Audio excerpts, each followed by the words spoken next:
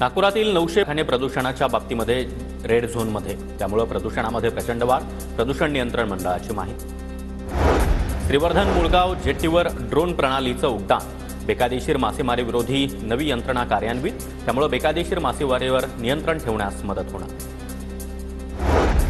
सर्व जातीच्या सफाई कामगारांना वारसा हक्कानं घर मिळणार, मुंबई उच्च न्यायालयाच्या औरंगाबाद खंडपीठाचा मोठा निर्णय। तर आता मराठा, ओबीसी आणि इतर जातींच्या वारसांना देखील घर मिळणार, हजारो सफाई कामगारांना फायदा होणार। बुलढाण्यामध्ये केस गळतीच्या आजाराचा संसर्ग वाढला, भोनगाव इथल्या मोरखडे कुटुंबातील 3 जणांना टक्कल, विशेष म्हणजे यामध्ये लहान मुलांचा देखील समावेश। आरोग्य विभागाला अद्याप केस गळतीचं कारण सापडेना।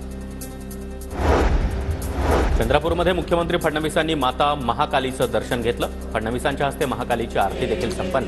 शतकोत्तर रौप्य महोत्सव सोहळ्याच्या निमित्तानं फडणवीसांचा चंद्रपूर दौरा।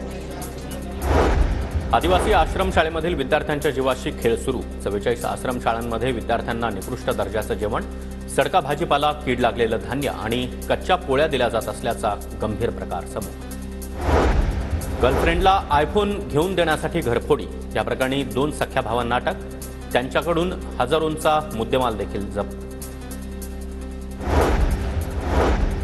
रत्नागिरीमध्ये मायनिंग विरोधामध्ये केळशी ग्रामस्थ आक्रमक, सुरुंगासाठी स्फोटकाचा नागरिकांना प्रचंड त्रास, 26 जानेवारीला उपोषणाचा इशारा।